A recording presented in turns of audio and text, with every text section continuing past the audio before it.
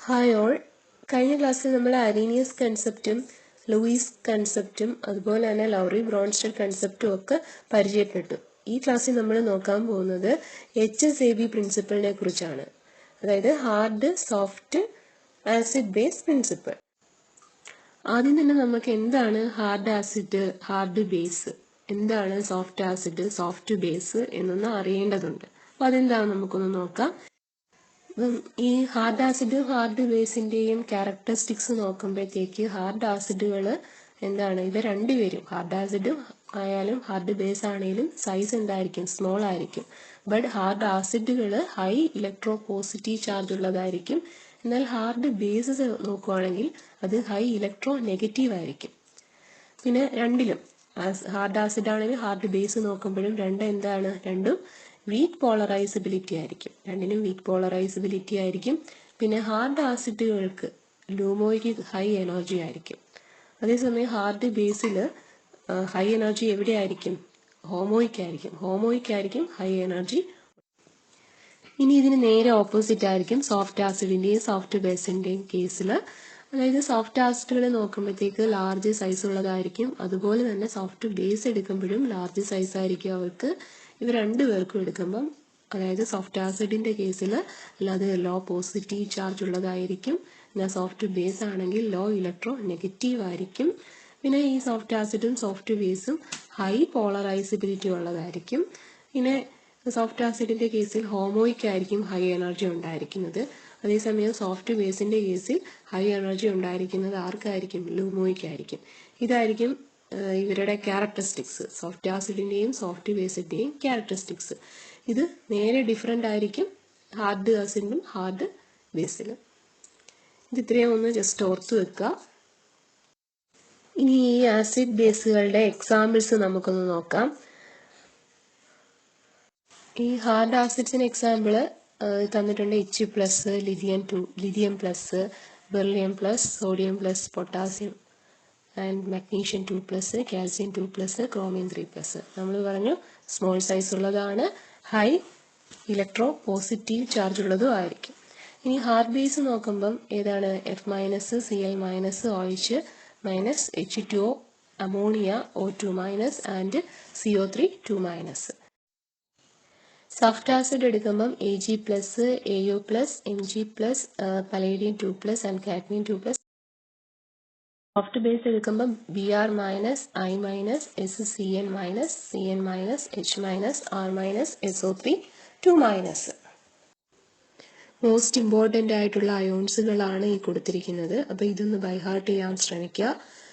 പിന്നെ ഈ അയോൺസുകൾ തമ്മിൽ അയോൺസുകൾ തമ്മിൽ റിയാക്ട് ചെയ്തിട്ട് എന്ത് സംഭവിക്കും, കോമ്പൗണ്ട് ഉണ്ടാകുന്ന കോമ്പൗണ്ട് അയോണിക് ബോണ്ട് വഴിയാകാൻ ഉണ്ടാകുന്നത്, അല്ലെങ്കിൽ കോവാലന്റ് നേച്ചർ ഉള്ളതായിരിക്കാം. അപ്പോൾ ആ കിട്ടുന്ന കോമ്പൗണ്ട്, ഫോം ചെയ്യുന്ന കോമ്പൗണ്ട് സ്റ്റേബിൾ ആണോ അല്ലയോ എന്നൊക്കെ നമുക്ക് അനലൈസ് ചെയ്യാം, അല്ലെങ്കിൽ മനസ്സിലാക്കാൻ വേണ്ടിയിട്ട് നമുക്ക് HSAB പ്രിൻസിപ്പിൾ പഠിക്കേണ്ടതായിട്ടുണ്ട്. അത് എന്താണെന്ന് നമുക്കൊന്ന് നോക്കാം. HSAB പ്രിൻസിപ്പിൾ, ഈ ഒരു കൺസെപ്റ്റ് ഇൻട്രൊഡ്യൂസ് ചെയ്ത വ്യക്തി എന്ന് വെച്ചാൽ റാൽഫ് പിയേഴ്സൺ ആണ്. According to this concept, hard acids prefer to binding to the hard bases to give ionic complexes, whereas the soft acid prefer binding to soft base to give covalent complexes. അതായത് hard base hard ആസിഡുമായിട്ട് react ചെയ്യുന്നു, അതുപോലെ തന്നെ soft acid soft ബേസുമായിട്ടും react ചെയ്യുന്നു. അപ്പോൾ hard acid hard ബേസുമായിട്ട് react ചെയ്ത് ഒരു compound form ചെയ്യുമ്പം അവിടെ ഉണ്ടാകുന്നത് അയോണിക് കോംപ്ലക്സ് ആയിരിക്കും. സോഫ്റ്റ് ആസിഡ് സോഫ്റ്റ് ബേസുമായിട്ട് റിയാക്ട് ചെയ്ത് കിട്ടുന്ന കോംപ്ലക്സ് കോവാലന്റ് കോംപ്ലക്സും ആയിരിക്കും. ഇത്തരത്തിൽ ഹാർഡുമായിട്ടും സോഫ്റ്റ് ബേസ് സോഫ്റ്റ് ആസിഡുമായിട്ടൊരു ഇൻട്രാക്ഷൻ ഉണ്ടല്ലോ. അപ്പോൾ ഇൻട്രാക്ഷൻ ഉള്ളത് കൊണ്ട് തന്നെ ഇത്തരത്തിലുള്ള ഈ HSAB പ്രിൻസിപ്പലിനെ നമുക്ക് സംടൈംസ് ഇതിനെ refer to as a hard soft interaction principle എന്നുകൂടി പറയാം. ഇവിടെ നമ്മൾ നോക്കുമ്പം സ്ട്രോങ് ആസിഡും സ്ട്രോങ് ബേസ്, അതായത് ഹാർഡ് ആസിഡും ഹാർഡ് ബേസും തമ്മിൽ റിയാക്ട് ചെയ്യുന്നു, അത് പോസിബിൾ ആണ്. അതുപോലെ തന്നെ വീക്ക് ആസിഡും വീക്ക് ബേസും, weak acid means soft acid and soft ബേസും തമ്മിലുള്ള ഇൻട്രാക്ഷൻ പോസിബിൾ ആണ്. ഇവ തമ്മിൽ റിയാക്ട് ചെയ്യുന്നു. എന്നാൽ സ്ട്രോങ് ആസിഡും വീക്ക് ആസിഡും തമ്മിൽ റിയാക്ട് ചെയ്യത്തില്ല.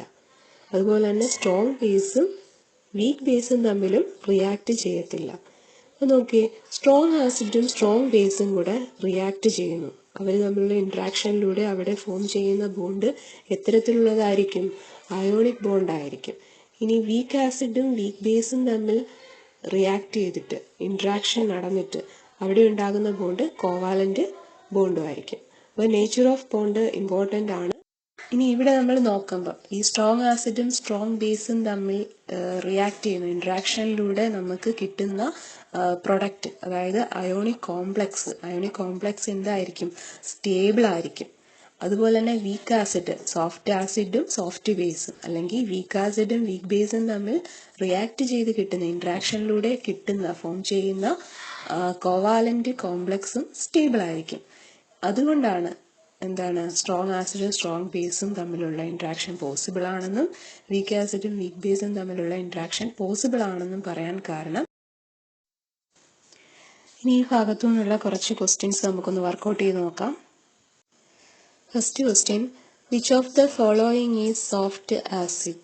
Option A Li+, option B Na+, option C K+, and option D Ag+. Li+ഉം Na+ഉം K+ഉം എന്താണ്? ഹാർഡ് ആസിഡിന് എക്സാമ്പിൾ അല്ലേ? അപ്പം ഇവിടെ ഓപ്ഷൻ ഡി Ag+ ആയിരിക്കും correct answer. Next question, which of the following is not hard acid? Option A Ca2+, option B Be2+, option C Cd2+, and option D Mg2+.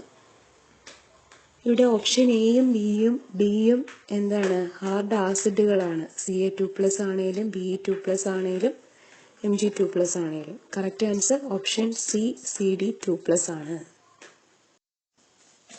Next question, hard acid prefer to bond with hard bases and soft acids prefer to bond with soft bases. This concept is known as. ഏതാണ്? Option C Pearson HSAB concept ആണ്.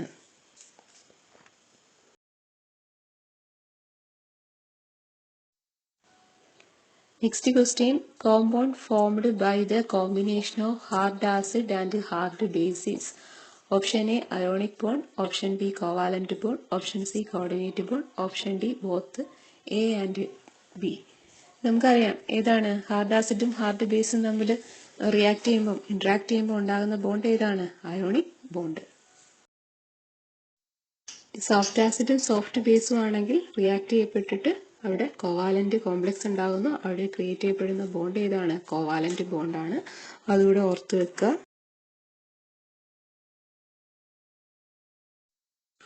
Next question, Ag+ form most stable complex with dash. Option A F-, option B Cl-, option C Br-, and option D I-. Ag+ ഒരു soft ആസിഡിന് example ആണ്. അത് soft ബേസുമായിട്ട് react ചെയ്യുന്നു. അപ്പോൾ option B I- ആണ് correct answer. Other options hard acid ആണ്, നോക്കുക. Sanitary chemistry സിലബസിൽ acid base chemistry എന്ന് പറയുന്ന ഭാഗത്ത് ടോപ്പിക്കിലുള്ള എല്ലാ ആസിഡ് ബേസ് കൺസെപ്റ്റുകളെ കുറിച്ച് നമ്മൾ പഠിച്ചു കഴിഞ്ഞു. ഇനി ഇതുമായി ബന്ധപ്പെട്ട ഒരുപാട് MCQs ഒക്കെ വർക്കൗട്ട് ചെയ്യേണ്ടതായിട്ടുണ്ട്. അപ്പോൾ അത് കറക്റ്റായിട്ട് കിട്ടാൻ വേണ്ടിയിട്ട് ആരെങ്കിലും സബ്സ്ക്രൈബ് ചെയ്യാത്തവരുണ്ടെങ്കിൽ ഒന്ന് സബ്സ്ക്രൈബ് ചെയ്യുക, ലൈക്ക് ചെയ്യാൻ മറക്കരുത്. മറ്റൊരു ടോപ്പിക്കുമായിട്ട് വീണ്ടും കാണാം.